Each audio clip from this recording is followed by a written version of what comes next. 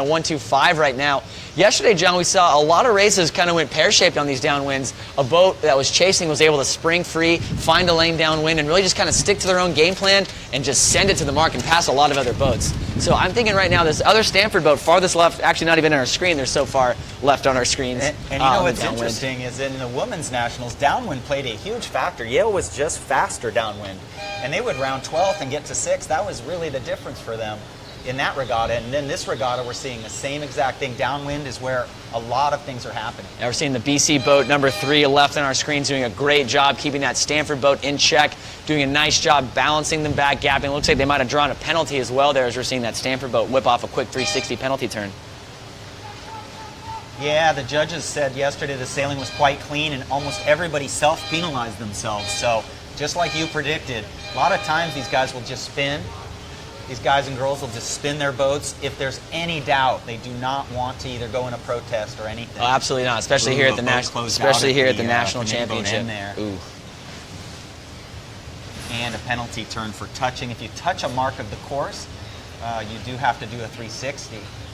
Yeah, so coming into the mark, it looks like Boston College, that boat number 3 that was sticking to the right side on that downwind run, might actually have passed the rest of the fleet. And BC still, again, in that 1-2 position, but those two Cardinal boats, 16 and 18, are nipping right at their heels. Let's see if they can make something happen at this mark. I do like BC boat number 1 right now, setting up on the inside in a very, very powerful position to defend. And I don't think Stanford's going to be in an opportunity right now to make something happen. So Boston College actually rounds mark 3 in a 1-2-3 combination. So now, Brooks, is Stanford in any threat of, is this a bad loss for them, or are they still okay? Well, John, I think at any point right now in the race, in the regatta, every loss is a bad loss. We've gone to run down to the scores earlier. You know, first place, Cougars have 2 losses, and 8th place is 5. So there's only 3 losses separating the teams right now. Boston College has 3, Stanford has 4. You know, I refer to, when we're talking team racing, for me, talking about the scores, it's always easier to consolidate things, talk about the number of losses. Because, you know, it's easy, who has so many wins, but you kind of can start to notice, like, X amount of losses will be the indicating results, and I think it's going to be about 5 or 6 today, depending on what shakes up for the rest of the regatta. So I think this is a loss that isn't going to kill Stanford, but it's going to drop them back to 9-5, and based off of what we got going on behind them between between Hobart, Navy, and MIT, all at 8-5. If either of those teams win, that's just going to invoke a tie. Now, remember last year we had a 3-way tie for the last place between Dartmouth, Brown, and ODU. And what happened there, they had the 3 of those teams because it was a semi-unbreakable tie. I think like Brown beat Dartmouth, who beat ODU, who beat Brown. So it was an unbreakable tie. Like the perfect storm. Exactly. So what they did a mini round robin. All those teams raced each other once, and then the top team out of that advanced. Well, after 102 races yesterday, I hope we don't have that. Yeah. So if you're out there watching, make sure you get your friends on this live stream powered by U.S. Sailing, and you should be watching Scotty Sinks in that first place BC boat. I was lucky enough to sail with the Sinks and watch them grow up. That kid was the best Sabot sailor. At age 6 is when Scotty started in a Naples Sabot, and that kid could stand up and get under the boom. And he was just the best Sabot roll tacker I ever saw. Better than his brother? He was a better Sabot sailor, in my opinion. You know, I think there was just a few things where he didn't maybe have quite the success in Sabots, but I felt like he was a better Sabot sailor. You know, I really like to watch those Tyler and Scotty grow up. And amazing how similar all 3, Dad, Chuck, and Tyler and Scotty, how similar they sail. It's really remarkable. Yeah, I know. It's sailing is certainly a very genetic. Yes, I came out of an Etchells regatta, with Tyler saying to myself, "I'm not worthy." Yeah, I got darn good. Well, BC's going to get that one easy, right? Yeah. BC's got this one in the bag as they're within boat lengths of the finish line. Cooking up when we had just the start that we saw earlier was Old Dominion versus Northwestern, but Old Dominion seems to have this one in hand. But up next in sequence right now is another big one, Navy versus Yale. We're going to have Yale in pink, Navy in the green. They're still dialing up right now, so we'll get to them shortly. Okay.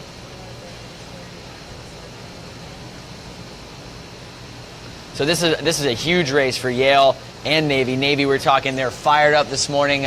Heard some hooting and hollering, and all those midshipmen are always so fired up. And I know, like we were saying, they were disappointed in the result yesterday. Again, one of the teams that I felt could really be a threat to knock off Yale this year. And now we're going to finally see them go head-to-head. So let's see what team comes out of the gates here. Again, a loss for Navy will make it extremely difficult for them to make that final 8.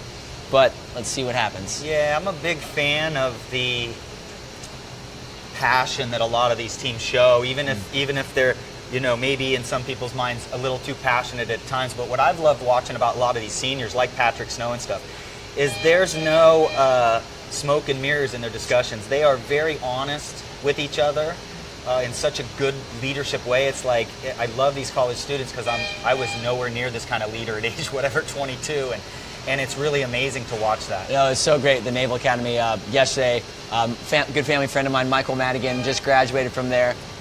So he is about to go off and serve his duty. And it was cool. He actually got to rotate in for a couple of their races yesterday, so it was great to see him out there on the water. But cooking now, Navy in the green boats, Yale in the pink. We're hearing one boat was over, but it looks like a Navy boat over early for the Nads, boat number 15. Boat number 13 foul, the windward lure, just 30 seconds into the start and had to do a penalty. Yeah, turn also. 2 spins early for the midshipmen. Coach Dylan Pava and Ian Berman can't be thrilled with that performance, especially when this is a must-win race as Yale just shipping it out to that left, hooking into that pressure we're seeing right there. So Navy chasing early. And what do you do now if you get a bad start like this? What do you try to do? Well, so John, we were saying earlier, it's kind of redundant, it's a little cliche, but you're never really truly out of any race. As we saw yesterday, so many times teams were chasing and then something ridiculous happened, especially when that current started to rip. Mark roundings went a little bit of haywire, some legs got consolidated. So I think right now Navy is just going to go hammer down and try to make something happen. You know, they're kind of just banging a corner right now, hoping for a miracle. That boat we saw just tack boat number 16. 13. They're trying to grind and get themselves back into this race right now. Using their wheels, we know they have great sailors. Gary Prado, Patrick Snow. So they have the wheels to get back into this race, but the thing is, Yale just might have the wheels to be too fast to catch up. Yeah, so Peter Hogan, Michael Madigan, Patrick Snow, and Gary Prieto are their 4 skippers. I'm not sure what the combination is. Yeah, well, now. I was saying earlier, so Michael Madigan, I think he's probably on land for this race. He wasn't in their top team racing. He wasn't in the top team race squad, but you know they love Michael so much, and his younger brother Jimmy is probably going to be starting for them next season. 2 great kids, right? 2 Newport Beach kids, right? 2 of the Newport bros. There's a lot of us out here. Man, those Newport Harbor kids, they go out in lighter wind a lot, and Newport Harbor's just been like a powerhouse for 25 years in high school sailing. It's a pipeline. Yeah, we had some success certainly back Tim there in Hogan, college. who used to be a one-man committee in California, ran that high school thing in Newport, and he was from Newport, and that team really had a fire. And man, they just, even this year, I think they did pretty well. The Baker's going on right now. Yeah, we didn't have the best. We didn't have the best Mallory finish up there at the old River Charles a couple weeks ago, but got a new head coach, Dodge Rees, a college sailor from the College of Charleston, All-American, graduated last year. So always consistently great coaching out there in Newport. Yeah, so if you are out there and you're a high school parent or a high school sailor, you should be out here spreading the word for this live stream, because there's so much learning to go on here. You can get a picture of the intensity the difference between college and high school sailing. Ooh, yeah, so it looks like if you're in the Baker this weekend or whatever, get your friends together, put it up on the TV at whatever facility you guys are at. Where is that event? It's up at ODU. ODU, so put it on the TV in the yacht club or sailing center, and get some kids who aren't sailing or other kids, 8th graders Yale out there is just watching blasting away right now. Again, Yale in the pink boats.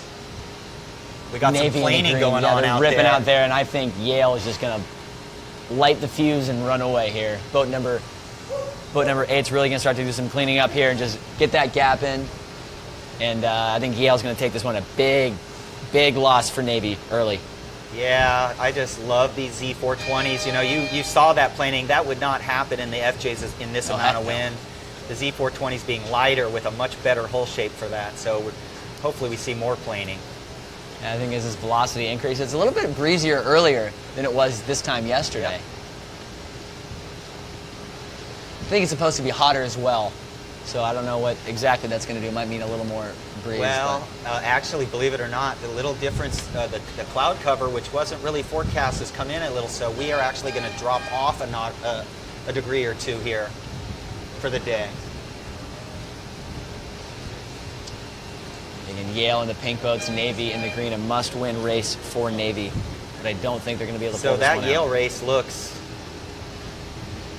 But again, look, Navy is not that far back. I'm sure they're not happy now, but they're not that far back. I mean, I think Yale's one of those teams. Some of these teams that are, maybe not as disciplined as Yale. If it was any team but the 4-time defending national champion, I think something might happen here. But I think Yale is just too disciplined to really kind of pooch this one. Last year they were trailing several races. And again, they had practiced the 2-3-4, the play 2, I guess you call it, so much all season that what happened is they would be behind it and they would be able to get that combo. So even if they were to lose here or get behind to somebody in the next few races, somehow they can always get back to that combo. Yeah.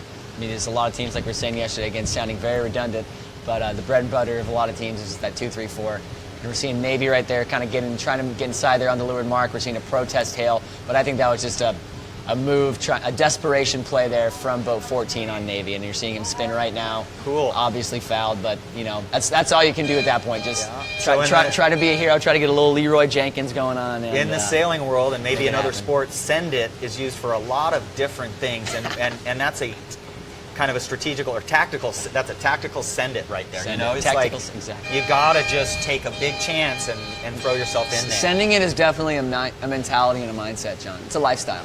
Sending it's a lifestyle. Yes.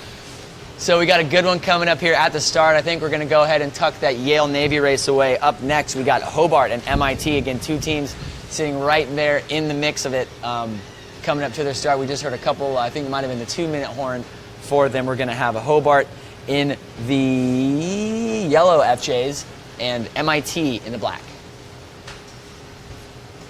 Again, as it sits currently, MIT is on the outside looking in. So a must win here.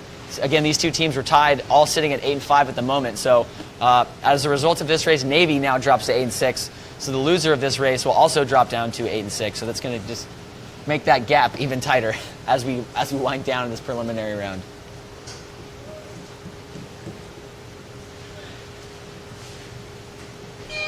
Hearing some fired up Wisco Badgers down there right now. They're pumped.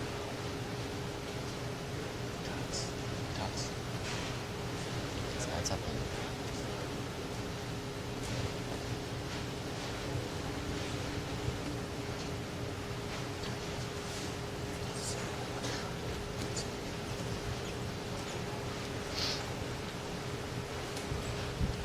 So very good. Yeah, the current's pretty slack at the moment. Like I was saying yesterday, a big indicator of it is looking at the anchored boats, seeing if they're rotated, pointing directly into the current as opposed to the breeze. And right now, I think the committee boat is pointing pretty much upwind, starting to see a little bit of turn for it. It's already going. Yeah, it's already starting to rotate a little bit. Changes on the inside. I think we're going to start to see a little bit more adverse current effect. So it's possible out there. It's still going the other way. It's changing on the inside first, right? Correct. So what do we got? Was that Hobart in blue or was that Tufts in blue? Hobart at the windward mark. Oh, that was Hawaii and Tufts. Tufts in blue, Hawaii in the red, and I think Tufts has that one pretty much in the bag. Okay, good. But I'm pretty interested in this Hobart MIT race we got cooking up down here at the starting line. Hobart is going to be race 107. Hobart in the yellow FJs, MIT in the black. Both teams I was sitting at able 8-5. to talk with the Hobart guys this morning, and what an impressive team of sailors. You got the freshman Hector Guzman, who won his co-ed qualifier by 22 points in the B division. Wow. It's always impressive. It is always very impressive to see a freshman come out and win a competitive, like a big event like that. Pressure's high at a district qualifier. Yeah, and Griner Hobbs, their other skipper, was first team also all conference. So again, Hobart in the yellow, MIT in the black. I think right now Hobart seems to be partial to leading in right now. There's different philosophy. If you want to lead, if you want to push in, you're paired to the line. Traditionally, the mindset is if it's breezier, which I think you could argue that it is, you want to be pushing in the line. But Hobart seemed very comfortable taking that race into the lead onto the start. I really liked Hobart's start. They've got one guy. Well, man, it's pretty even actually. Yeah, it's a very, very even start. I was thinking 10 was going to get Watermelon seeded out of there, but I was wrong. Watermelon. It actually looks like 11's going to get. What's that? I've never heard that. When you have two boats sail on each side of you and you get squirted out the back, how you pinch a watermelon seed between your fingers and shoot it? I guess I've never heard that. I've never heard that analogy personified before. I could tell you all the old ones. So we're seeing one Hobart boat spring out right. I think we're going to see that MIT boat tack soon as well to cover. Just don't want any of the boats getting too far out. But I don't know why that farthest right MIT boat didn't go with him. Looks like boat 11 is getting shot out the back. That was a surprise to me as well. So we're going to see. I think that Hobart boat's going to tack here soon. They're going to hook into this pressure right now. The only thing I can figure is there's a hole in front of that right side. Yeah, Oh, look at that shot. Just working hard. You can see the breeze right now, folks. It's definitely, the velocity is definitely increasing. Both teams working very hard. That is a freshman hiking from hard. Mexico City right there, Hector Guzman. I don't know his exact crew, but it's either Anna Flaherty, Lindsey Klock, a junior, or Maya Weber. And they look very, very down right now. Might be in a bit of a lefty at the moment, so I think they should be tacking. They're almost pointing. They're pointing very far down. Wow. Their angles very bizarre to me. And now they Hector sailed lasers quite a bit, as far as I understand too. And you know, that footing style that you sail full rigs and things is really a good thing to be able to. You know, if you sail a laser, then you can transition into your practices with a footing style. Because I saw some teams yesterday that if I was their coach, I'd say you're just pinching. You come out of your tacks and you're doing. But I always argue that the FJ, it's a little more of a pinchier boat, and you can afford to keep it a little bit higher. And that's interesting because I felt like people were pinching the Z420s on a couple teams and didn't know it. Yeah. And so I think Hector might have gotten way too far, way too committed to that left-hand side at the moment. He looks pretty far back right now as that Hobart boat that committed out early and went right looks to be fairly pretty right now, sitting in second. Very, very even race, but I think right now MIT would be in a 1-4-5 by my count, just based off of how they look. I don't know if that's the play they're shooting for right now. They might be a little bit closer up there upwind, but at the moment I think this boat right here on our screen, Hector Guzman, is boat number 6. Has a little bit of boat number 5 has a little bit of catching up to do. Well, the one thing about Hector is he wasn't part of this amazing system that the United States has of high school and college sailing. I mean, the systems they have in place for these are not replicated anywhere in the world. He grew up on Valle de Bravo in Mexico, and I know his father, actually. I just realized, having a race against his father some, and so he doesn't have a lot of, he didn't sail high school sailing. Yeah, we were talking earlier about U.S. sailing and their support for the team racing and everything that they do, just fostering this fantastic. It's the best team racers in the world are coming right here from the United States, they're bred and taught right here at college sailing. So looking upwind though, we got a bit of a MIT did round in a 1-4-5, so it looks like a 2-3-6 for the Statesmen. Let's see if they can make it happen. It's you see the two yellow boats right there starting to cheat up, trying to get up onto the line of that MIT boat in fourth, where we're going to see boat number 10 for MIT just hit the brakes and just start to wail on that harbor on Guzman sitting there in boat number 5, making that gap insurmountable. Right. So if Hobart can get back into a 2-3-5, they end up with 10 points for that race, and 1-4-6 for MIT would be 11. So that would be winner of that heat. So, but like Brooks said, here we are with Brooks. It sounds like would have done a 5-6 gap. Oh yeah, absolutely. I mean that's the play. It's talking about how it's a question about when you want to do it and how you want to execute it. But right now, based off of this downwind, I'm very surprised that MIT boat isn't gapping any harder. I'll tell you, it's already a race. Right? It's already consolidating. Look at that boat on the farthest right on our screen. That Hobart boat. They might actually be in a position to get in a nice little hook of pressure and get around all these boats. So this race is long from over. Oh, long from over. Yeah, we see it right there. That Hobart boat was on the outside, and they already got a gap, and they're already starting to gap on boat 10. But it's a question of if this MIT boat 11 is inside. So Hobart might now be in a 2-3-5. Very unstable combination, not what you want, but a winning combination nonetheless. So we're going to see one of these Hobart boats starting to feel a little bit threatened by that MIT boat 11 on the inside. They will have mark room. So the question is if the farthest right Hobart boat, boat number 6 right now, can get a piece of boat 12 as they approach Mark 3.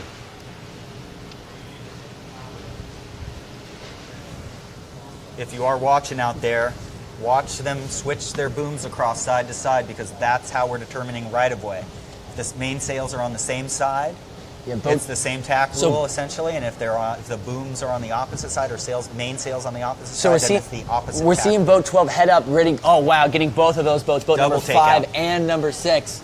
4 and 6, or I can't see from here, 5 and 6, getting that double hook. That was a very, very, very good move, very big, gave them that little bit of extra gap of pressure. Looks like boat 6 think they might be entitled to mark room here. I don't know if they're going to push it, if they're going to. I think he had it, man. I think he had it. Yeah, that was very, very close, John. The two boat length circle. So we're going to see an umpire call here. Either way, both sailors very adamant that they were in the right. And I think the result of this flag that will be inevitable will decide the outcome of this race. As MIT continues in a 1-2. Oh. Red flag on who? It's on yellow, I think. Can't quite see, no boat spinning yet. MIT, boat number 12, rolling into a 720. So MIT loses their lead. Hobart rounds mark 4 in a 2-3-4. That's right. Let's see if they can hold on to this. Oh, and now the Hobart boat's spinning. So maybe the MIT boat just spun, just to be safe. But boat number 6 there for Hobart spinning 720, very costly. So 2-3-6 again. But they're in a very good position, John, for Hobart to make this happen. You're going to see him clamp down hard on boat number 10. They got to clamp down on somebody. We're seeing that pass back right there on the far right-hand side of our screen, boat number 10 and boat number, 5, trying to spring their teammate. This Guzman, we know he has the wheels. He's a very quick sailor, just trying to get him free and let him run. So now I'm not a team racer really, but I do remember a rule, and it was do unto others as what's being done to you. Is that what's going on right now? As far as that's a loaded question, John. But as far as it looks like every time one boat goes for somebody, the other boat goes down at the same time. Yeah, well, I think traditionally, especially if you're trying to cover somebody, you just want to match them. If they go down, you go down. If they come up, you go up. You just got to match them boat for boat. So we're seeing boat number 12 right now just luff hard. It's interesting to see them luffing because if they're luffing, remember the mantra from yesterday, John, if you're winning the race, you want it to go fast. If you're losing the race, you want it to go slow. Right now, I think MIT is winning this race, but boat 12 seems to have zero interest in keeping their boat speed up. So we're seeing a big luff there from boat number 6, trying to draw a foul, windward leeward, get him to make some mistake. And that might have been a quick enough tack. So I think 12 is, as you were saying, watermelon seated, John. 12 is just trying to be they're the hero right now. And that's one of the terms that they say. Boat 12 is the hero, trying to make that pass back last as long as possible. But we're seeing the two MIT boats just rocket out there off out of the right-hand corner. So MIT might actually be pulling away from this one in a 1-2. Wow. Oftentimes like that in a 2-3, when you're chasing in a 2-3-6, the race splits off into 2 different groups, 1 pair on the right side, 1 pair on the left, and it's a question, over. And one side's always gonna come out first, so it's always a question of who can execute faster, John. And right now, on the right-hand side, they executed that, so wow. That it looks like MIT is gonna get the win here. Sorry. Woo! That all happened way too fast for my brain there. I didn't have any coffee this morning, John, but this team racing is waking me up. Your heart's going like mine a little? A little bit, yeah. The adrenaline is a thumping. MIT, man. They look so young too. They look like high school They sailors. are a young team. I think they only have one. They have one senior skipper. I think they have a sophomore and a junior out there. Well, Hobart and William. Green and pink will be the next one. Can't ever say that right. How do you say their college? Hobart and William Smith? Hobart and William Smith. Yeah, they have a bright future. They have 0 seniors, Yeah. And they just had a freshman win a big regatta. they've certainly been in a bit of a downturn of their program at the moment. We're kind of saying how they're obviously a young team. Then they always were a force. In the mid 2000s, late 2000s. Always in that Final Four at the Team Racing Nationals. They had some fantastic sailors: Johnny Norfleet, Austin Anderson, John Pierce. Just a great run of sailors. And then it looks like that talent kind of subsided for a little bit, but now they seem to be back on the up and up. It's nice to see them back at the Team Race Nationals. Well, from what I understand, they were one of the first teams to really crank up the fitness program. And Kate there was even telling me that they recently cut out the team's morning workouts because there was such an intense training program for the sailing team. And they set that bar 15 years ago, and the rest of the teams followed suit when they saw this team doing so well in Breeze. And now I think the morning workouts are cut out or something. Yeah, it's all about discipline, and we can hammer the narrative about how fitness is becoming such a premium today in college sailing, John. When I was here at Charleston, we were fortunate enough to have a varsity program. We had our own trainer, full access to a fantastic training facility, physical therapy if needed, and the sports nutrition staff was phenomenal. But I will say, you learn a lot about yourself when you got to get to those 7 a.m. workouts a couple times a week in college. Yeah, I'm really stoked because I have 8 Coronado Yacht Club members at this event. Wow. And all the girls and kids come up to me and they're all ripped, with these arms. I'm so stoked. They're all buff. And just some great kids from USC and Hawaii and George Washington. And I just found out Augie Sturm, another Coronado member, made the Coast Guard as a heavy air crew. So, that was a guy that didn't get a lot of chances in high school sailing, who's just went out and really earned a spot. So I'm proud of my yacht club kids. John, you've been at Coronado Yacht Club for, I think, even when I was in junior sailing. You've been there for a long time. What's something and we're just keep talking about how many great sailors come out of Southern California. It's a murderer's row list of names of just the top sailors. How many college All-Americans, college sailors of the year? What do you think you've seen all of us grow up from that perspective? What do you think contributes to that? Obviously, the long sailing season. I think Tim Hogan and Mike Segerblum out there, Southern California Youth Yacht Racing Association, and Tim Hogan was the president of PCISA. I think they set the bar. They set those are 2 one-man committees, which I love. I'm not a big committee fan, and I love guys that make decisions. And not everybody makes the best decisions all the time, but they set the groundwork. And, that year-round schedule. But, the bars that California high schools used to be top 3 or 4 every year at high school nationals. That has changed. They've raised the bar. They've done what Tiger Woods did to golf. And, by having this big bar there, it raises the rest of the country up. That's what California really has done. Yeah, checking in right now, we got ODU and Wisconsin sailing upwind. ODU in the red, Wisconsin in the yellow. Again, beautiful. ODU, I think they seem to be in control of this one over the Badgers early here. But I think that ODU, we were saying earlier in our morning show, John, that ODU is just in a must-win. They're not in control of their own destiny if they want to have any shot of making that top 8. Currently sitting at 7-6 on the outside looking in, and assuming they hang on to this one, they'll put them to 8-6, which would put them tied with Hobart and Navy. So it's all coming down to the wire. It's going to be very, very close racing, John. Yeah, this is Wisconsin. Looks like one of their better races. Charles Bachlet, a senior, and Kate Clement, a senior. Charlie Kuchenreuter, that's that name you were talking about yesterday. That's very instrumental family. Yeah. Maggie Hoots is a crew. Eric Elliott, a crew. Man, they got several seniors on that team. I mean, the Badgers always, you see them every year at Team Racing Nationals. One of the top teams, if not the top team in their district, consistently. One of the few schools up there. They got a full fleet of brand new 420s when they hosted the Nationals in 2010, and I believe that's where they still sail today. So a lot of energy behind that program. They're a huge team. I think they got like 50 or 60 kids on their team. Just a bunch of big-hearted Midwesterners who just love to get out there and sail. I think it's one of those programs that we could have an opportunity to see compete at some point. And they did indeed. My junior year, 2012, in Austin, Texas, they did make the gold round. And flopping over here, just started, we got Boston College and Galveston. Boston College in blue, Texas Galveston Aggies in the orange. And Eagles seem to be streaking early, coming in off their big win we saw over Stanford to open up the day. Just trying to keep that momentum growing up into the next round. I believe this will be their last race. Oh, no, they have one more race after this one against ODU. If you're looking at the screen there, boat 12 boat 12's in slow death. So that's called the slow death position. Even though you think 12 would have a starboard tack advantage, 6 has control of that pair because 12 will slowly, there they go. Okay, 5 is obviously punched out. Erica Reineke, my goodness, she is just fun to watch.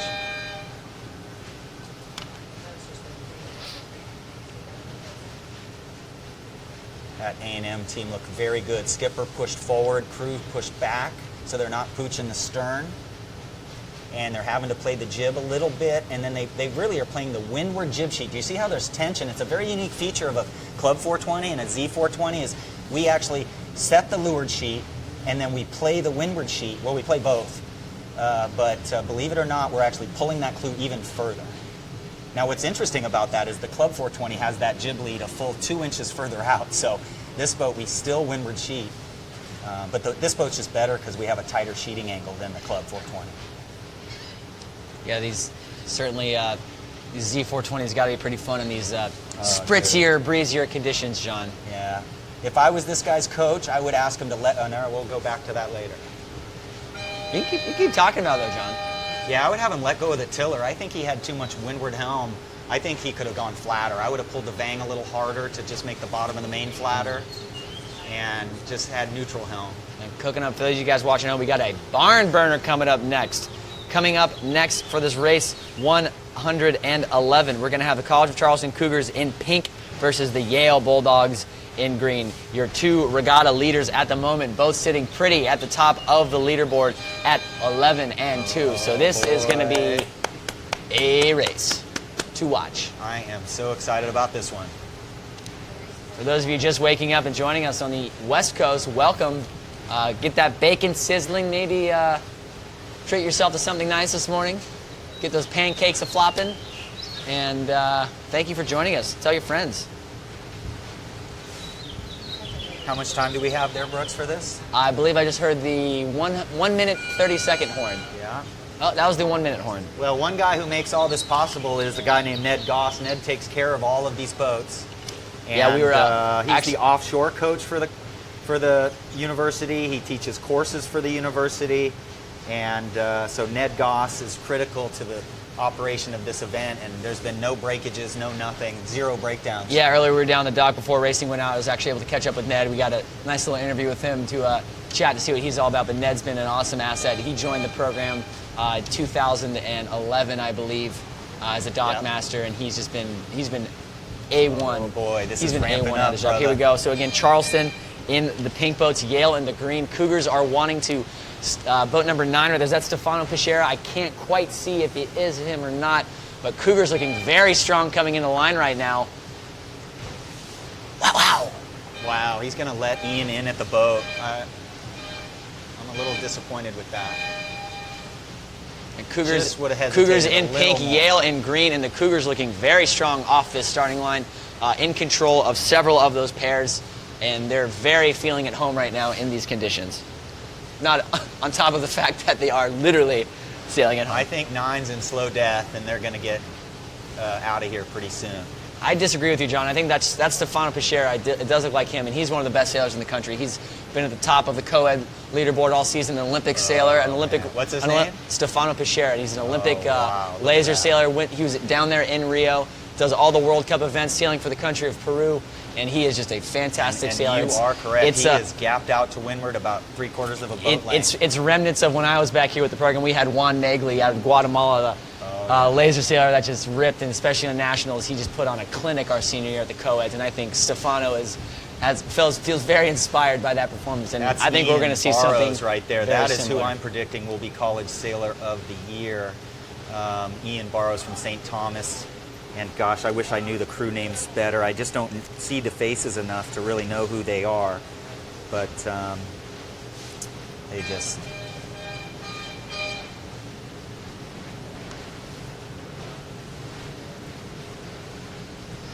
Yeah, it's either Clara Robertson, Grace Ann Nicolosi, Natalia Doris, or Chandler Gregoire. 3 of those are seniors. So the Cougars are the farthest pair that was shooting it out right. The Cougars seem to be in control of that one, coming back as they're all consolidating, making their way back over to the weather mark. I think the Cougars look very strong right now against the Bulldogs. Just boat speed. However, Ian Barrow's farthest, or that's not Ian, it's boat number 14 right there. Not quite sure which sailor that is, but looking very strong. Oh, I just mentioned in. his father a little while ago. That was Sean Segerblum, another Newport Beach kid. Sean sails for Georgetown. Oh, sorry. his older brother Chris sailed for Oh, well, Yale. I'm allowed one mistake, sorry. It's funny, you see these sailing families. We were talking about the Kuchenreuters earlier, You are so sharp. the Segerblum family, the Barrows brothers. Keeping me honest, keeping me honest. It's always funny to see familiar last names. Coming into the weather mark here, ooh, great shot. So Yale's going to round in a 1, and now we're going to see Oh, yay. 1 Cougar boat. And if 7 gets a piece of 14 here, I think they're going to. That's 14 Ducks boat 7. And the Cougars are going to round in a 2-3-5 for... 7's not going to be able to tack there, are they? Yeah, they are. Okay. 2-3-5 for the Cougars around Mark 1. Again, 2 teams that I think we're going to see not only in the gold round later on, but I think both of them will make it to the Final Four at the clip that they've been sailing. So this is a great litmus test for this race to kind of finally have an opportunity to size each other up. Yeah, we're seeing boat 9, Stefano Pichera looking back, trying to make that pass back happen as the Cougars are sitting at a 2-3-4. Want to make that into a 2-3-5, and it looks like they just used boat speed over the top with boat number 7 to get around and through. So the Cougars sitting in a 2-3-4 right now. Very comfortable in the 2-3-4. And that last place boat for Yale, very, very deep at the moment. Going to be hard to have a good threat to break up this 2-3-4 for the Cougars with only 1 boat attacking. Yay. This is what we wanted.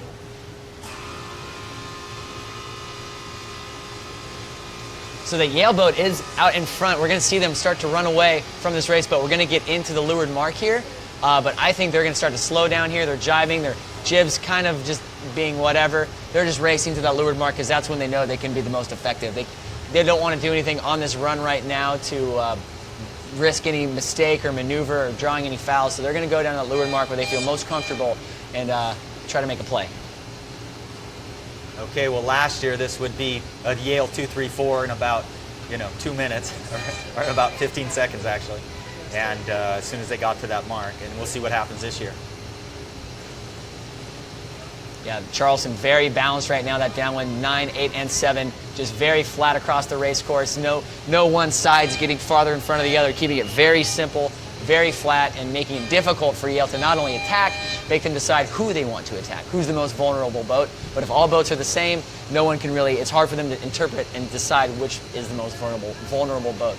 We're seeing a little bit of movement right there. Boat number 7, that right there for the Cougars, that yellow boat can't quite make out the sail number on top, might be going over the top of them at the moment. A shot of hope, a glimmer of hope for the Bulldogs, but being on the inside as they approach a leeward mark, obviously boat 7 would be the advantage pair. We're seeing boat number 8 soak very low. They're going to try to start to clean up and clean out these boats, be there for help, for support in case boat 7 does indeed fall into some trouble. Yeah, that was an interesting technique there by, I believe, 14. Look at that one Yale boat, boat number, what's that, 13 on the inside. They're squeaking through. They're trying to get some overlap there. They actually might have gotten a piece of that. They might be calling for mark room here, but that's why boat 8 is set up where they are to defend that. Going to keep boat 13 out and clean them up. We're going to see a yellow flag. Is that a yellow flag? Or is that a green flag? We're seeing obvious protest hails from both parties, from both teams. It was a great move by Yale to almost get an overlap. It was a little messy. So again, around Mark 3, like we saw in that Hobart MIT race earlier, this one might be decided right now. We do see a flag. They're pointed. Boat number 14 gets the flag. So the Cougars escape Mark 3 with the 2-3-4. So we're going to see some desperation here on this last beat from the Bulldogs. Yeah, Yale made a great move, almost got 13 into that overlap position, and then the Cougars did a great move to take that guy out and break the overlap. Another teammate came into his rescue. That one Yale boat is still threatening right now on boat number 8, just trying to prevent him from tacking, and boat 8 just goes underneath and through him. Boat 13 tacks away, 7 goes to cover. And this is bread and butter for the Cougars from this part out. Very disciplined. If they follow their rules, they all know what they're supposed to do. But if they execute what they're supposed to do, John, then this race is over. Well, this beginning of this has started out well for them. They've been able to step up to the left with 7. They've got 8's got control at 13. Now 7 will take 13 over again. And that'll keep them going with 14 too. Okay, 9's taken 13.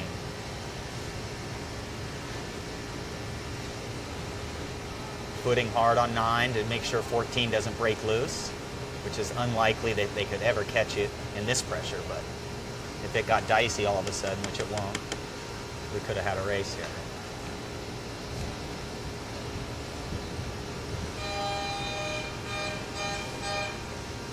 Cougars still in control of that 2-3-4. Yale running out of runway to try to make something happen here. I'm going to anticipate to see I'm not sure what boat number that was, or the skipper in boat number 1. They're going to have to make something happen here, but Charleston doing a great job of spreading themselves out. I mean, you can barely see any of them on one screen. You can only get one boat on a screen. They're spreading themselves out, making it incredibly difficult for Yale to decide who they want to attack. Yeah, Yale out here on the left, what number is that? I can't read it. They actually locked into a little pressure here, so maybe they're not out of the race. I think they are out of the race, John. I do. It's just there's too much distance. Too much distance for them to come back from. I apologize. I didn't see 7. So we're gonna have to see something here. That Yale boat that just crossed. That's the Yale boat that was in first. Again, not sure who he wants to attack. He can't even decide who he wants to attack. He's gonna have to try to make something happen here with boat 7. It's just it's the closest boat, the most powerful position he has.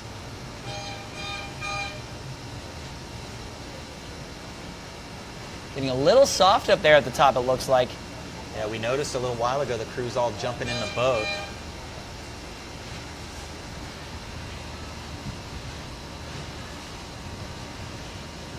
Yale, might see some aggressive handling here from boat number 15.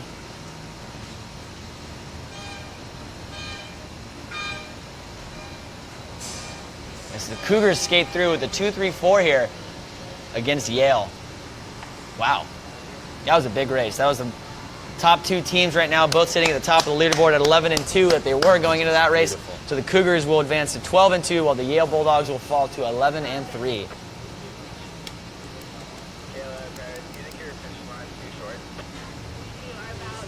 I thought that they threw that one flag at the Leeward Market. It looked like a yellow flag. Because traditionally the green flags are a green and white striped flag or a checkered flag. But that just looked like a solid color. I don't know if there's like some stipulation in the SIs, they ran out of green flags or something. I don't know, but maybe I'm just colorblind.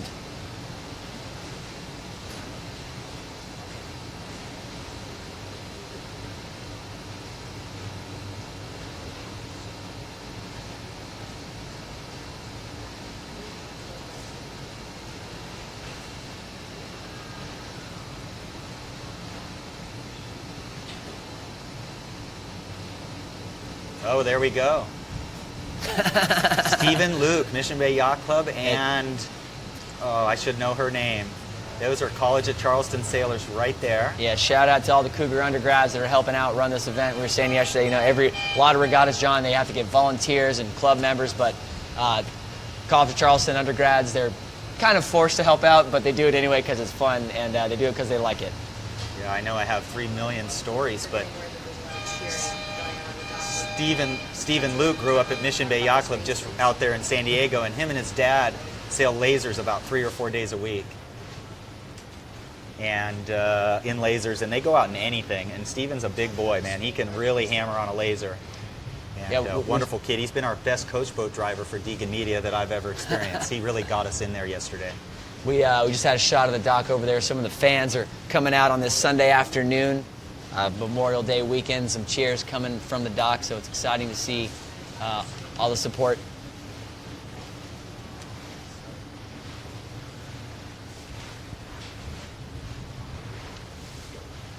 Oh.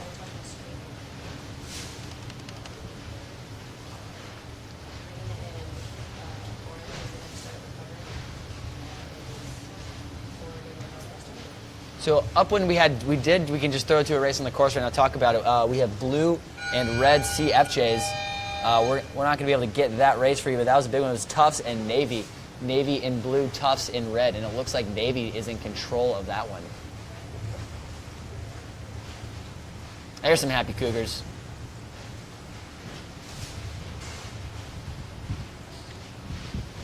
Yeah, they've been doing a great job of getting this rotation going and expediting it as much as possible.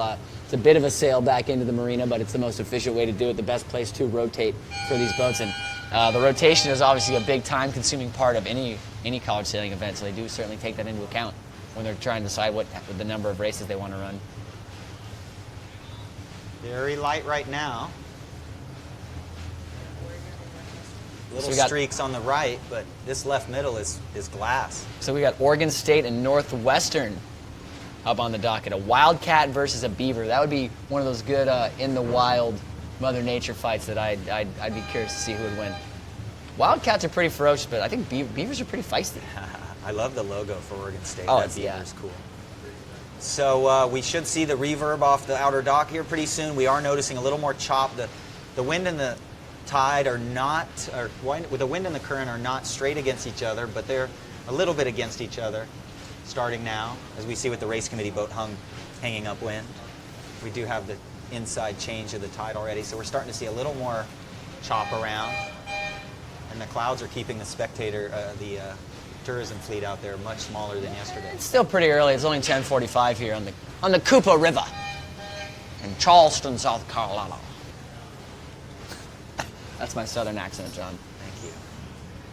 Charleston, South Carolina. So the Beavers in Northwestern, this might be the last race for both of these squads. Let's see. Northwestern does have one more, but this is indeed the last race of the regatta. Unless they go into a silver consolation round, which they might. I heard them considering they might be talking about that. The Beavers sitting at 1-13, their lone win against the A&M Galveston Aggies. So let's see if they can pull off another one here against Northwestern. Northwestern also with one win at 1-12. So, yes, number 8 definitely in slow death there. They're going to be getting out of here pretty soon. 9 will tack first, I think. I can confidently say that the winner of this race will have 2 wins at the end of this race. Oh, 8, nice work. Just gap to windward. The crew would definitely tell the skipper there, good job, because the skipper needs to hear that. A good thing about a crew is they not want to talk about negative things too much. They want to find those moments to blow smoke there a little bit. Don't lie or anything, but definitely on the positive side. It's a skill that I learned over time because I sailed with extremely intense people. Chris Larson and Augie Diaz and Vince Brune and Bill Hardesty. You know, these guys are all very intense, and if you can feed them positive information, and when your boat's working well, they will continue to do what they just were doing. How does someone as chill as you, John, sail with somebody so intense? People would laugh at you. Or is there a feisty side that I don't know about you, no. that I'm only seeing up here? If anybody heard you call me chill, I think about everybody would just...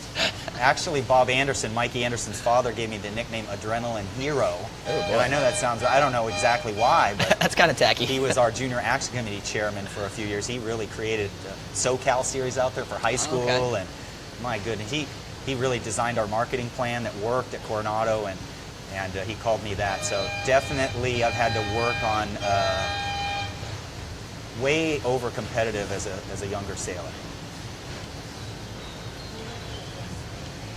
And I think that helped me to a certain extent, but I definitely hurt me at times.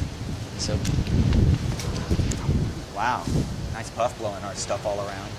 Puff just rolled through that, blew my brand new sunglasses off the table and might have chipped the lens. That's good. Yep, scratched the lens.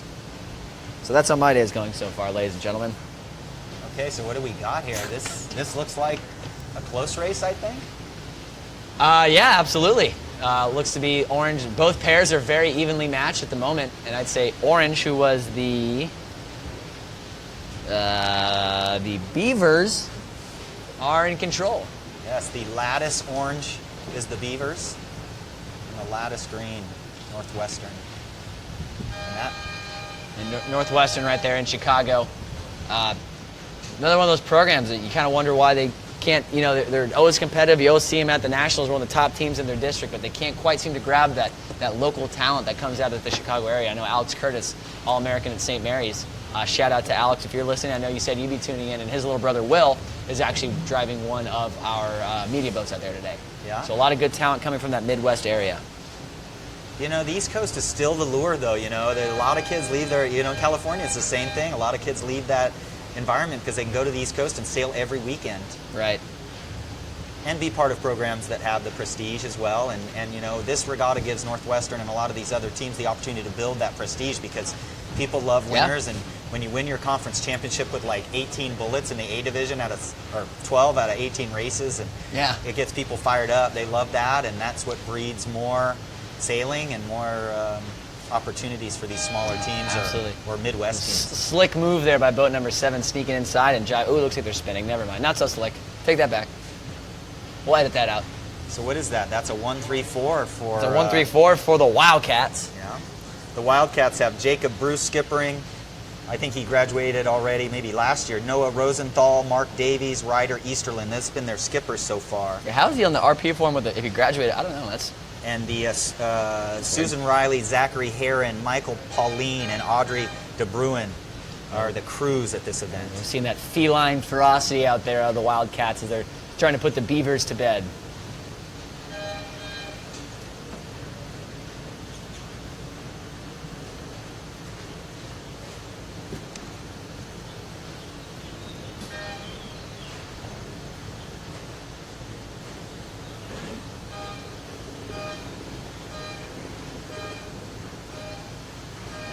Wildcats seem to have regained control of this one despite trailing early on. Yeah, it looks like it's gone from a 1-3 to a 1-2-6 for Northwestern. It's just a matter of whether 8 can get that overlap on 14.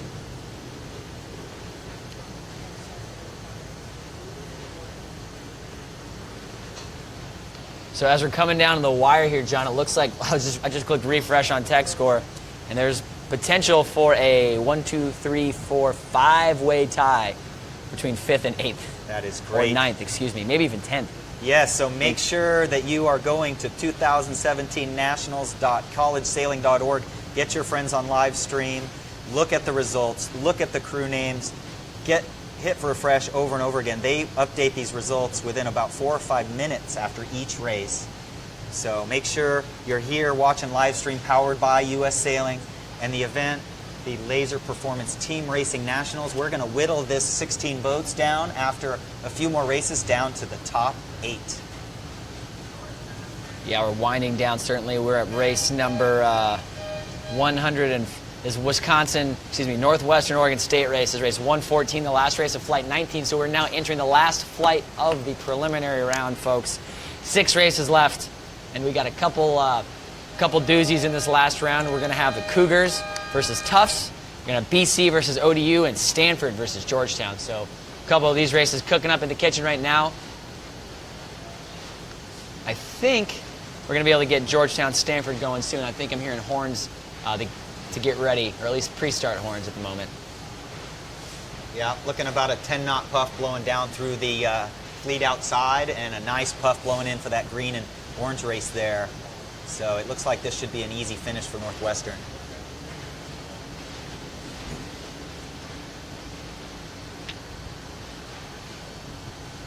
It's just so beautiful for people to watch because the colored sails make it so they can instantly calculate in their head Absolutely. who's winning, almost like the sailors are doing. They're looking around and they immediately know what their team scores are, and then they're immediately deciding what's the next move.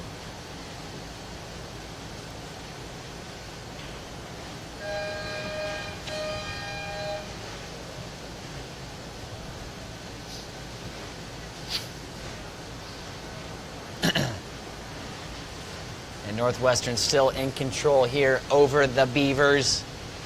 The feisty Beavers of Oregon State. I believe this will be the last race of this round for them, and unless they get that silver consolation round that they're considering doing, I don't know if they're going to have time to get that in. But you know, I talked to Mitch Brindley. You know, Mitch is working so hard for this organization to maintain this big format with these challenging boat conditions. You know, it's hard to put together 36 boats for an event, but it gives so many opportunities. But Mitch was saying tomorrow's forecast is a little better, so maybe they may consider a silver. Yes, tomorrow's forecast was actually originally down to like 4, 5, 6 knots. that's it. But with this, it's changed. It's not what I came here for. It's boosted up a little bit, yeah.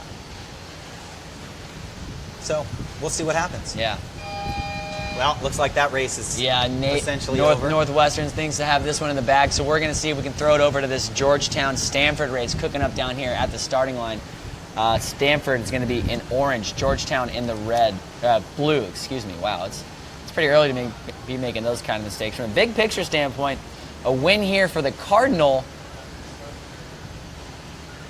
I don't know why. A win here for the Hoyas would, I mean, they're obviously already locked in at this point, but a win here for the Cardinal is a lot of potential for a large tie brewing between 5th, who's sitting at 9-5 MIT, and 10th, Tufts, who's sitting at 8-6. It surprises me so quick with just that one loss. All of a sudden, the sense that Stanford's in a must-win has been hitting me for about the last 15 minutes. Yeah, so Navy and Tufts, we weren't able to get a piece of that race, unfortunately, but Navy was able to get the win against Tufts, and that was definitely a must-win for Tufts, and they didn't quite get it, but Navy still alive here with a shot into this gold, currently on the inside looking out. So we're underway here in the blue and orange boats. Stanford in the orange, Georgetown in the blue. Georgetown takes that start quite easily. Yeah, very hot out of the gates for the Hoya. The question is 11 in slow death on number 5, and is 11 going to have to tack out? So we'll see what happens here. That's Will Liddell, the Conference Sailor of the Year there in 11 for Stanford Cardinal there. So honorable mention All-American last year, and then Conference Sailor of the Year this year. He's a San Diego kid. I grew up racing Etchells against his father and watched the stern a lot. I actually crewed for his older brother Jake, who sailed at St. Mary's. Like Jake and I sailed 420s together for about NFJs for about 2 or 3 years. Yeah, SCYYRA series, Perry series, and Shadden series. Yeah, baby. The Dave Perry series in California. I think we got 4th in the Shadden series one year. Yeah, a lot of people don't realize that Dave Perry used to run clinics. Well, he started the CISA clinics out in California, even though he's from Connecticut. So we have the Perry series in California for a guy a PE teacher from Connecticut who's world-renowned judge and rule book expert and sailor and match racer and everything, Olympic guy. So the Hoyas seem to be in control early here against the Cardinal. Fleets spreading out quite substantially. One pair going off into the right-hand side, but we're seeing right now on our screen the pairs that are going left. This one boat, that looks like Sean Segerblom to me. Sean there. His father has done so much for sailing in California. He is the director of sailing at USC and runs the Olympic Sailing Center Long Beach. Sean sailing out there with a chipped tooth, I saw yesterday. I don't think he chipped his tooth on the water, but he didn't chip his tooth on the water. Well, he just looks kind of funny with a chipped tooth. We got to thank our cameramen, Colton and Corey. They're on the water. These are skiers, man, world-class skiers who come out here and film sailing. So those guys deserve a lot of credit. You know, they're out there in the heat and the sun and trying not to fall over. Colton took a really close spill yesterday, almost fell in the water with the camera. Colton fashioned a nice little tank top today, too, which is pretty dope. Oh, maybe we can get that on Yeah, on I'm sure camera. we will at some point today. Maybe we've got a little break later on, but checking back in with this race here. The Hoyas coming in hot to mark one, but there is one Stanford boat out front that might be able to be a thorn in the side for the Hoyas. We're seeing boat 6 tack down on boat number 11, try to make that pass back happen, get their teammate in boat 5 through, and they're doing an effective job of that right now, luffing their jib. We're seeing boat 5 start to squirt out to leeward at the moment.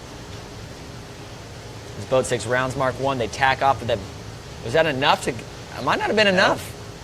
Yeah, boat not enough done there on boat number 11 as boat 5 is still being pinned by boat 11, and they tack back now. The Hoyas, that allows boat number 4 to sneak inside for the Hoyas. So Georgetown rounds in a 1-2-3-1.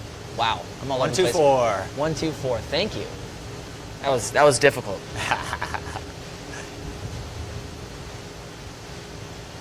Pass back from 6, take out 11, and 4 takes the lead. So that's the goal, right? The goal is to not only get the other team to pass your competitor, but also to pass you. Correct.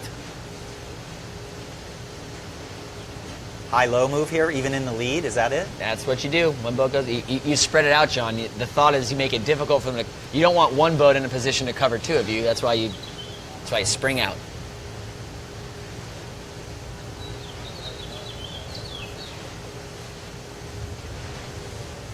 Yeah, boat 6 just defending that high lane right now. Boat 4 just in a position to rocket to leeward.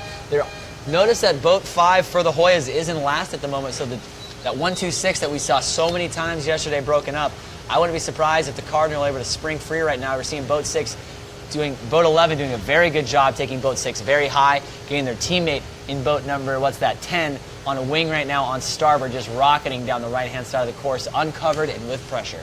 Wow, look at that streak coming. Oh, we're not on screen on that one. Yep, so boat 6 jives back to try to consolidate things, but I'm really curious to see how boat 10 comes in here. I think boat 10 might indeed be ahead of boat 6, so expect boat 4 to look back and start doing a little bit of work.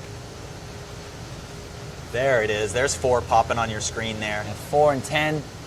That puff's just outrunning them now, but they're 10 a little indeed lighter. does get the cross there on boat number 6 as boat 6 jives to try to.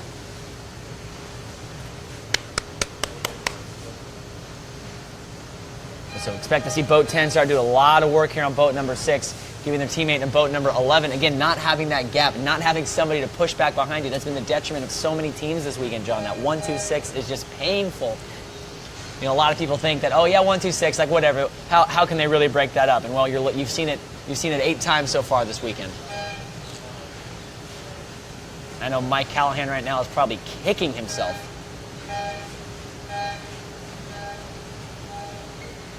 And indeed, look at that. Boat 11 gets around and through. Boat 10 did a tremendous job on boat number 6 to get boat 11 through. So now Stanford facing a 2-3-5 coming into Mark 3. A winning combination. All the boats are left and they're trying to see what happens. They're all waiting.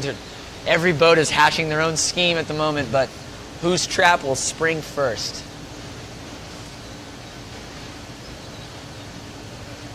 Yeah, you got Taylor Kirkpatrick, a freshman as a crew, Elena Vandenberg, Catherine Booker, and she was an honorable mention All-American last year. John Canestraro was an All-American last year, and Sarah placed it. Right now we're seeing boat number 4 just absolutely parked, but that's by design. They're just trying to bait somebody in there, make it happen, but Stanford staying away, even staying farther away from that mark. So boat 4 does indeed round. That might prove costly right now, as I like to think that turning marks are where you want to do most of your work. And it's very light wind coming around. But look at the work that the buoy. Hoyas are doing back there in boat 5 and boat 6, getting that Stanford boat into the 6th. So now Stanford in a 2-3-6, where the Hoyas have a 1-4-5.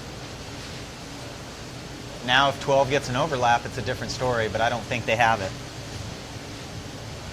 Very, very down speed boats right there. They got it. 12 got the overlap. And so 12 now going to hail for mark room. I'm certain we're going to see some umpire involvement No, he didn't. here.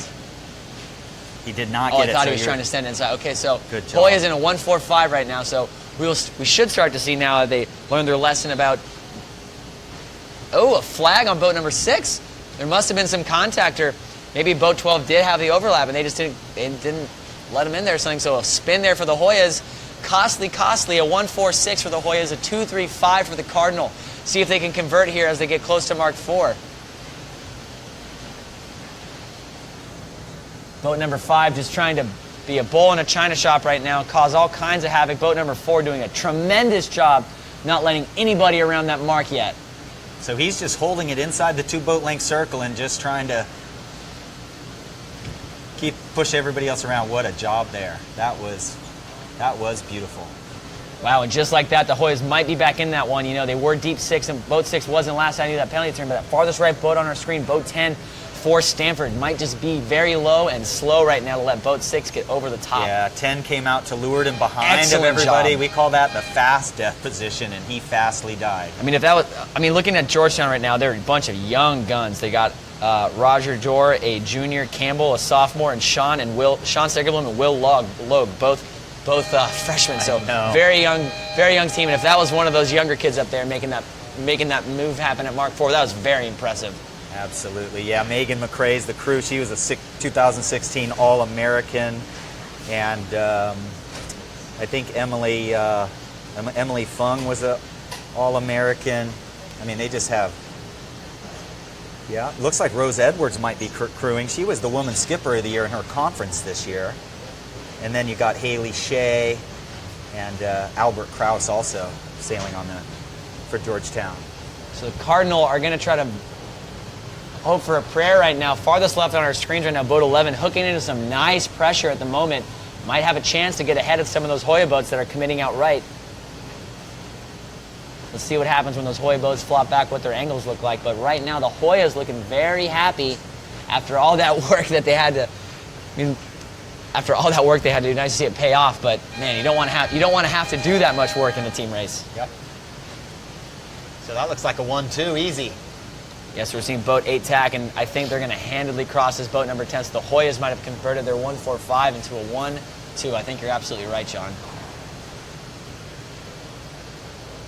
The only hope the Cardinal have right now is boat number 12. If they're somehow hipped up slightly more on boat number 5 when they have to tack back, but I don't think they're going to be able to get it.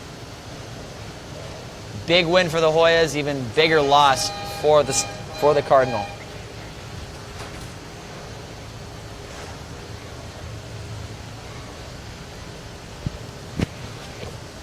Well, again, what an effort by those Hoyas to stay scrappy and fight back despite their mistakes. A little bit of blown coverage early on, and able to make that happen and convert it around Mark 4 despite that late penalty.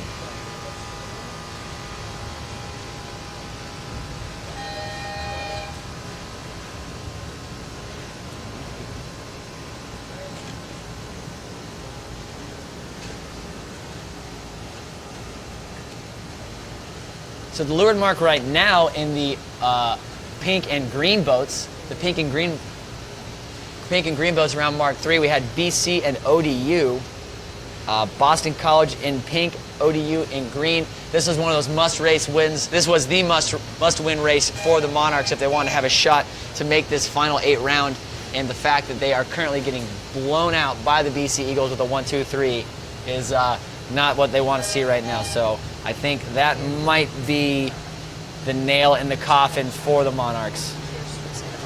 It's out of their control right now. Some events could transpire, and mix things up a little bit, but I don't think it's going to be enough. A lot has to happen for them to get in.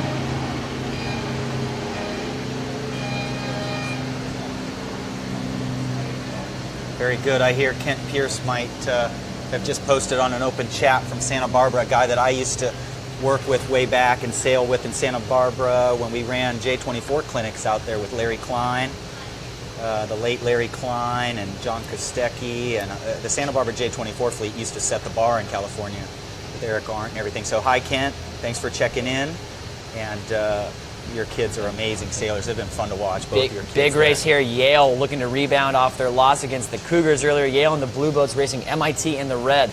A win here for MIT would, I think, solidify their spot in the top 8. A Yale hoping to not drop 2 races in a row.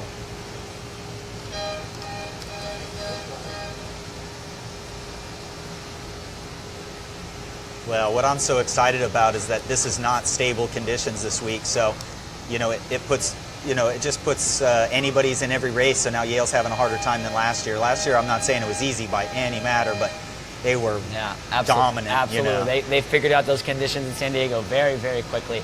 And I think Yale right now looks to be finding their form again here, looking to rebound after their loss this morning to open the round against the Cougars. Looking to close out this round strong. That looks beautiful there. That's the FJ. You can see the jib fair lead blocks inside the tank, so that's tighter than the Z420, so they don't need to use the windward sheet like the Z420. You can see that the main rarely gets eased. If we ease the main, the forestay sags, and the main powers up a little, and you don't need that in a narrow boat with flat sails. You don't need to power the main up at all. You want to reduce drag. So you can see even the outhaul is pretty much almost one setting on an FJ. We might adjust at 1 inch range on the outhaul on an FJ. We're on the Z420, we might do a little more adjustment of that. So Yale in control right now, boats 17 and 16 in control at the moment. That one MIT boat to leeward, what's that boat number 1, might be a bit of a threat, but I don't know if they're going to be in a position to really do too much. Yale is looking to hold on to this at the moment as they approach Mark 1. Okay, kids out there, that is how you hike. So you just videotape that and take a picture of that and put it on your bedroom door or something, because that was demonstrating what a skipper needs every single time a puff approaches and hits the boat. So Yale's going to round this one 1-2. They did a great job forcing boat number 1 to not quite lay that mark. But oh, what's this? Is this a 1-2-6? Stop me if I've said this before, John. But we haven't seen that, have we? About 18 times a day. only too much. Oh, look at that shot. Parents must be really happy right now watching this. If you're a parent out there, make sure you send in a chat. Click on the open chat button there at the live stream. Yeah, we're watching. Send in a chat and tell us who your kids are and how much you love them. And we'll let you know. Yeah, I'd be proud of all these kids if they were my kids. So it looks like it was a 1-2-5 for the Hoyas. They're not quite a 1-2-6. That's a sigh of relief. Again, we'll see some mild gapping right now. Boat 18 just trying to look back, trying to find their way to strike on boat number 2, just keeping them in check, matching them tick for tat. And we're seeing boat number 1 and 3 for MIT putting a little bit of pressure on boat number 18 for Yale. And that's all you can really do at this point.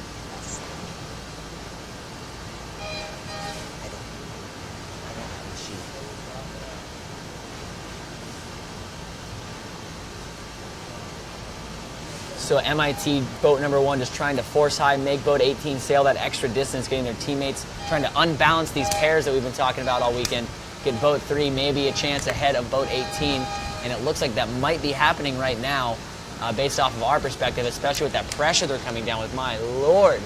And then boat 18 and boat 2 also still duking it out back there. Boat 18 doing a great job keeping their pair in check, but again, consolidating, not doing the best balancing job in the world. Boat 3 is indeed ahead of boat 16 from our vantage point at the moment.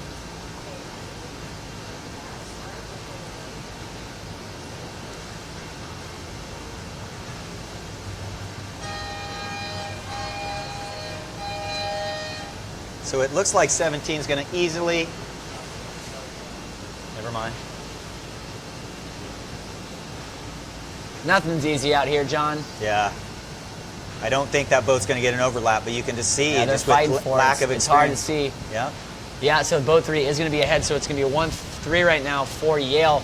Looking at 16 doing a nice job of balancing up, cleaning out those boats, getting 1 and 3, trying to get their teammate in boat 18 through, and they do. Boat 3 got a little carried away. The 18's able to squeeze through there.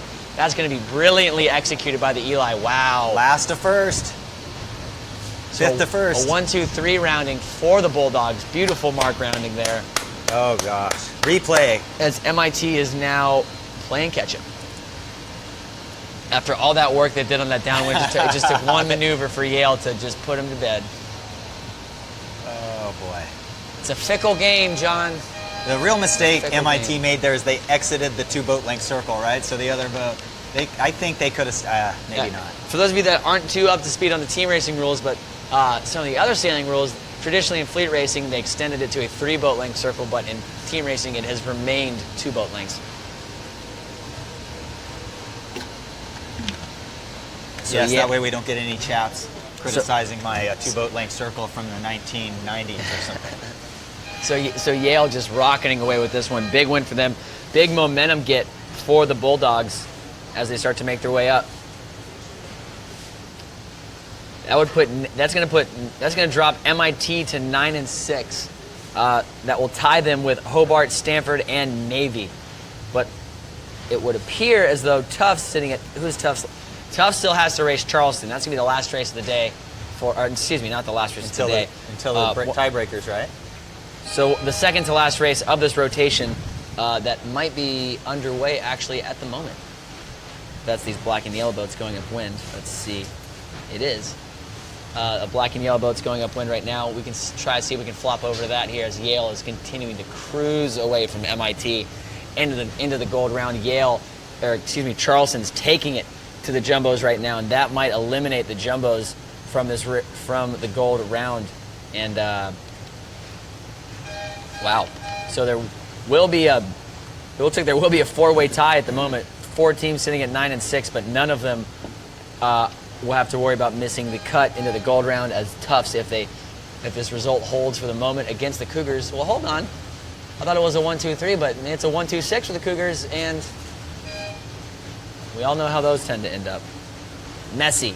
Actually, Yale is gassing on number 2 back well, there because it's gotten a little close. That's what we were talking about, John, that balancing act. Boat number 17 luffing right there on boat number 2. They might feel threatened that their teammate, one of their other Yale boats, might be in a position to come back ahead. Ooh, and it looks like boat 2. Yeah. Boat 2 might have a piece of boat 16, so a glimmer of hope for the engineers. Seeing boat 17 continue to rag. Yeah, so they're pretty certain of at least a 1-3. And it looks like it'll still be a 1-2. See if they get the cross here. Boat 18 is able to cross. And if they're in the finish line, they are. So that's going to be a 1 and a 2 for the Bulldogs. So a valiant effort by the engineers. But that's okay because it looks like by my calculations, they're still into the gold round, as are the Bulldogs. So again, coming back into this race, downwind, Cougars versus Tufts. Cougars in yellow, Tufts in the black boats. This is a must-win, imperative. If Tufts wins this race, they're going to force a 5-way tie for the one boat in. But it looks like we got Galveston and Northwestern here to close out this round robin. Yes, and thank you to U.S. Sailing for powering and providing this live stream coverage for all of you out there. And definitely visit ussailing.org. There is so many components to that. After you join as a member, you can be involved in so many different things that U.S. Sailing sets up in the sport. So definitely thank you to them, and definitely thank you to the Deegan Media production team and Granite River Studios with Kent, producer Kate Wilson. We are risingtide.com, right, Kate? risingtea.com with Kate Wilson. So it's just been a great 4 or 5 days, and we will keep covering all day today and tomorrow. So thank you to everybody. Yeah, this is the last race of this preliminary round. checking back in real quick, just letting you know what's going on in that Charleston Tufts race. Charleston Tufts caused a little bit of a racket down at Mark 3, but just it was all about overlaps from what was close. But the Cougars still do have a 1-2-6 in that race, making their way around Mark 4 at the moment, but they do have a comfortable lead, so I don't know if Tufts is going to be able to break that one up. Yeah.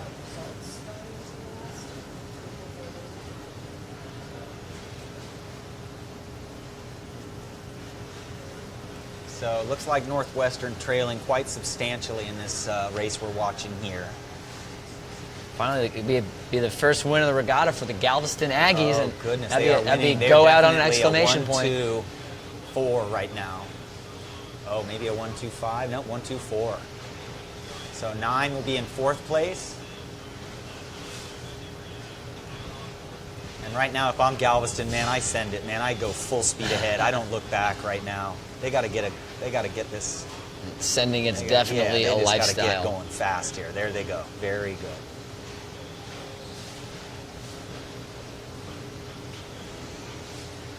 Well, that's great. You know, if you have to look back at the results and see a 0, that doesn't do anybody any real good feelings. So this will be good if they can finish this out and wipe that 0 off the board.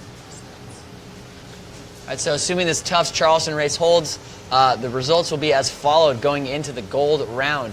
Charleston with the 1 seed at 12. It will be 13-2.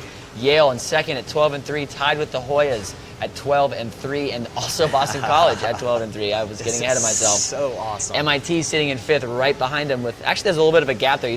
That's a pretty big gap. We might see those 4 teams in the gold round. Boston College at MIT at 9-6, Hobart at 9-6, Stanford at 9-6, and Navy squeaks in there. Rally time for the middies this afternoon as they squeak in and skate into this round. I think they got a little bit of help by Tufts dropping a couple races earlier. The Navy-Tufts race was huge that we saw this morning. And so we aren't going to have any semifinals. No sail-offs. There will be no sail-offs needed for that last spot. Had Tufts upset the Cougars in this race, this last race of the series, that would have invoked a 5-way tie sail-off for 4 of the 5 teams. The loser of that sail-off would be the team that doesn't get in, based off of my calculations. So Charleston does indeed get the win, and we'll see if we can get some intel for you soon. I know the PRO, we're here, the radio yapping already, what he's trying to do. Everybody's going to come in, so we might be taking a quick break in between. We will be taking a quick break in between. It's got confirmation from my producer. Taking a quick break while the boats come in. They figure out that final rotation, which teams are going to be rotating into what boats. So as soon as this race is done, we'll be taking a break, and we'll be back with you shortly for the start of the gold round robin, folks. The final 8 teams in the country. Yes. And just a quick shout out to the teams that aren't qualifying. You know, it's just great that they have the opportunity to be here. Texas A&M, Galveston, Oregon State, Northwestern, Wisconsin, Hawaii, ODU, Eckerd, MIT. You know, MIT's you got to click refresh on your. I'm sorry, on but your anyway, text there, just to those teams, congratulations, and congratulations to those teams. Again, if your college team, this is a great time to join U.S. Sailing. If your college team gets 100% of your teammates signed up, you will get a pair of port and starboard socks from U.S. Sailing, green and red socks here. So everyone should go online there. There we go. I'd be a little rebellious. I would put my starboard sock on Which foot does this go on? I put it on my left foot, and then I put the port one. I know it's supposed to be on the left foot, but I'd be funny because that's my brand, John, wearing the opposite socks. But if you're looking at me, depends on where you're looking at me from, actually. So I could be correct. It's all about perspective, I guess, right? Yeah. There we go. So there you go. Definitely get signed up for U.S. Sailing today, your college teams, and get some of these cool socks. Looks like they're mixing up a little bit down there. Galveston still holding on to their... get your foot out of my face. Galveston holding on to the win right now. Still have the 1-2 over the Northwestern Wildcats.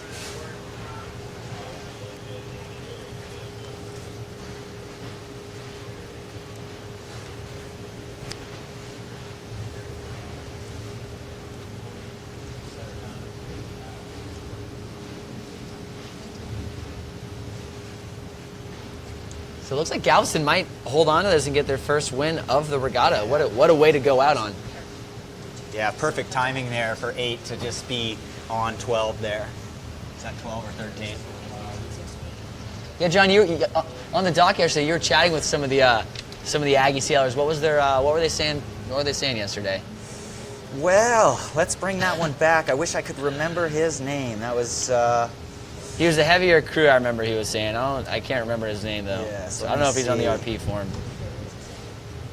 Yep, and he was, we were talking a lot about just sailing in Texas, and we had some questions about, it seems like some of the Texas, sailors go out of state to sail, and lately, I think Lakewood High School won last year's Nationals. They did. You know who they were coached by? College of Charleston alum Chase Shaw. And very good, and so Texas is starting to come up in the high school game, so we anticipate college teams in Texas, some of these kids stay home, and he believed that too. He was saying that he knew of a few people that were signing up at Texas and Texas A&M, so that's what a lot of it was about. Some of it is just he was just a really upbeat guy. He just seemed like he was really excited about his team and his experiences at the college.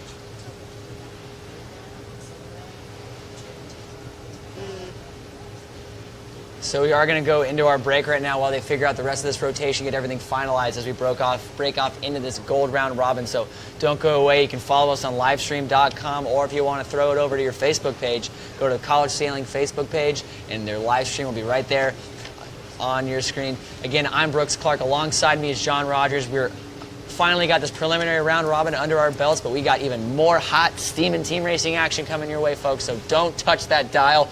We'll be back. Great job, everybody.